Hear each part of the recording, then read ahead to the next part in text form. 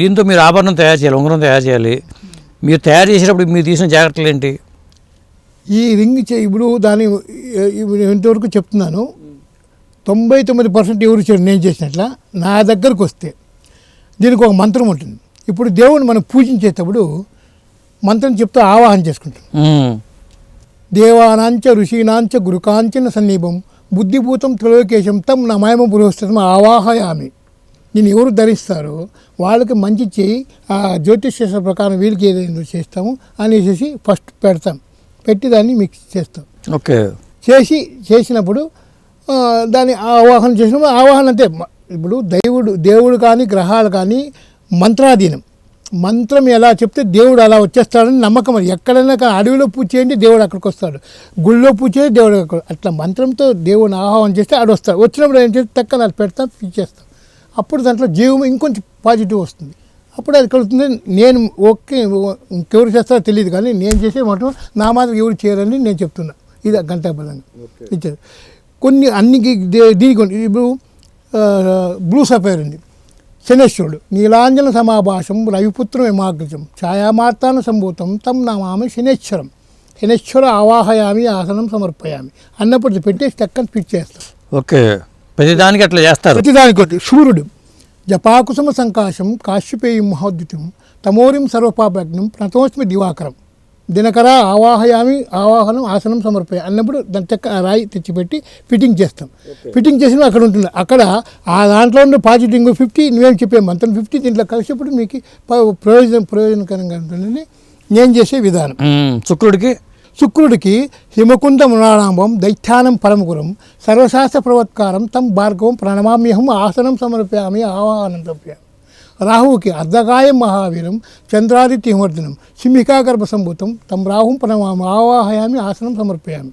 కేతువుకి పలాశపుష్ప సంకాశం తారక గ్రామస్థకం రౌద్రము రౌద్రాసంగ ఘోరం తం కేతుం ప్రణమామి ఆవాహం ఆసనం. బుధునికి ప్రియాంగు కలికాశామం రూపేణ అప్రతిమ బుధం సౌమ్యం సౌమ్యగుణోపతం తం బుధం ప్రణమామి ఆవాహయామి ఆసనం సమర్పయామి. చంద్రునికి దదిశంక సుధారామం క్షీరోదరం సముద్రం నమామి సోమశం శంభోర్కటభూషణం. అట్లా ఇలా మంత్రాలు అవి మూల మంత్రాలు. అవి ఇంకా ఎన్నో మంత్రాలు ఉంటాయి, అవి పూజల్లో హోమాల్లో ఉపయోగిస్తారు. ఇప్పుడు ధరించే వాళ్ళు కూడా మంత్రం చదువుకునే అదేమి లేదు, మనం ఇక్కడ ఉంటుంది కాబట్టి మంత్రం. ఆయన ఏదో ఆయన ఏ రత్నాన్ని ఏ రోజు ధరించాలని ఏమైనా ఉందా? అది ఉంటుంది. ఇప్పుడు డైమండ్ శుక్రవారం ధరించాలి. ఇప్పుడు మనం చేసి ఫస్ట్ ఉంగరం చేసేదాకా ఆర్డర్ చేసుకున్నప్పుడు దాన్ని చెప్తాడు. ఈ సమయంలో అంటే గురువుకి పోయినప్పుడు దక్షిణామూర్తి పోతాం, ఈశ్వరుని గుడికి పోతాం. బుధునికి సంబంధించిన నారాయణుడు పోతాం. రాహువుకి సంబంధించిన రాహువు ఆదిదేవత దుర్గాదేవికి పోతాం.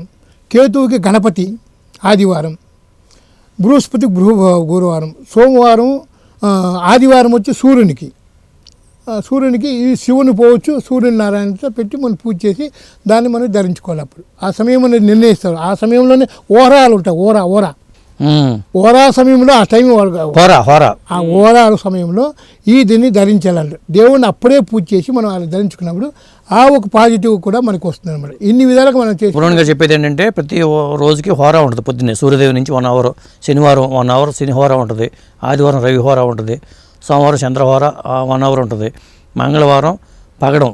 ఎందుకంటే పగడం ధరించాలంటే మంగళవారం నాడు ఆ హోరాలో సుబ్రహ్మణ్య స్వామికి ఆరాధించుకుని ఆ హోరా టైంలో కుజ హోరాలో ధరించాలి. అలాగే బుధవారం నాడు బుధుడి హోరాలో ధరించుకోవాలి.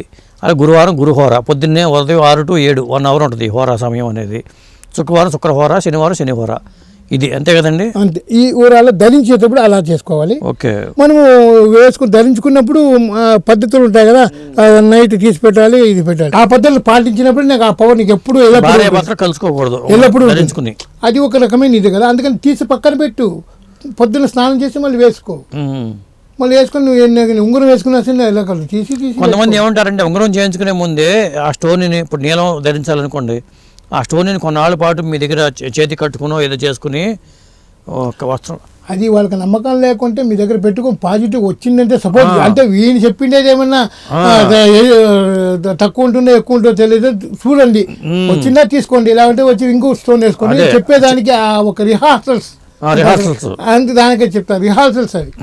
కానీ డైరెక్ట్ చెప్పేస్తే మంచి జరిగితే కంటిన్యూ అంటే లేకుంటే లేదు. చేసుకోండి. కొన్ని జరగచ్చు జరగకపోతే వాళ్ళు చెప్పింది ఇదే కావచ్చు, ఎవరో జ్యోతిష్యం చెప్పి కొంతమంది పెట్టిన తర్వాత నుంచి చెడు జరుగుతుంది అనుకోండి, తీసేస్తారు, పక్కన పెట్టేస్తారు. అంతే అది అది అది ఆ లెక్క. ఎందుకంటే వాళ్ళు చెప్పిన టైం తప్పు కావచ్చు, వీళ్ళు చెప్పినది తప్పు కావచ్చు, అది నెగిటివ్ కావచ్చు. ఓకే, కరెక్ట్గా చెప్తే కరెక్టే, అది ఏమీ లేదు. ఎప్పుడు డైరెక్ట్ చెప్పినోనికి ఉండేవానికి చెప్పిన కరెక్ట్. ఎప్పుడు 90% జరగదు. కాకపోతే అలాంటి వాళ్ళ మనుషుల దగ్గరికే, జ్యోతిష్యుల దగ్గరికే పోవాలి, అలాంటి రత్నం చేస్తున్న నిపుణుల దగ్గరికే పోవాలి. ఇలా నామాలు తయారు చేసే వాళ్ళ దగ్గరికి పోయినప్పుడే నీకు రత్నశాస్త్రం అనేది కరెక్ట్గా ఉంటుందని నా అభిప్రాయం. ఓకే, ఇంకెవరైనా దానికి అలా ఇలా అంటే ఇప్పుడు రత్నాల పరంగా లోహాలు బంగారంలో ఏవి ధరించాలి, వెండిలో ఏం ధరించాలి, పంచలోహాలతో ఏవి ధరించాలి చెప్పండి. పంచలోహం ఏమి లేదు, పంచలోహం కాదు, ఓన్లీ బంగారం వెండి, అది శుద్ధమైన లోహాలు. లోహాల్లో విలువైన లోహాలు దేవుడికి బంగారం వెండిలో ఎందుకు చేయిస్తారు, అది మంచి లోహాలు కాబట్టి. బంగారం వెండి అంతే. బంగారం తయారు చేసి పుష్పరాగం, రూబీ, పచ్చ అంటే మరకటం, పగడం, ఈ 4 బంగారంలో తప్పనిసరిగా ధరించారు. ఆప్షన్ను ముత్యము, నీలము, గోమేధికం, ఇవి వెండిలో ధరించిన పర్వాలేదు, బంగారంలో వజ్రము కంపల్సరీగా బంగారంలోనే ధరించారు. అది ఉండే శాస్త్రం. ఫేవరబుల్ వైడూర్యము వెండిలో కూడా ధరించవచ్చు. వాళ్ళకి స్తోమత ఉంటే బంగారంలో ఆప్షన్ ఉంది. దీనికి ఆప్షన్ లేదు, అవరిలోనే కొందరు వెండిలో వేసుకో, నా రత్నం పోతే పోనీ చెప్తారు. పద్ధతి కాదు. ఎందుకంటే ఫేవరబుల్ ఉండాలి కదా, కంఫర్టబుల్గా ఉండాలంటే ఆ లోహము ఉండాలి, ఆ రత్నము ఉండాలి. ఇంకో డౌట్ అండి, కొన్నాళ్ళ పాటు నేను నీలం వాడుకున్నాను. నా నీలాన్ని నేను తీసి ఎవరు అడిగారు, నాకు నీలం పెట్టుకోమన్నారు, నీది ఇవ్వు నేను పెట్టుకుంటానంటారు.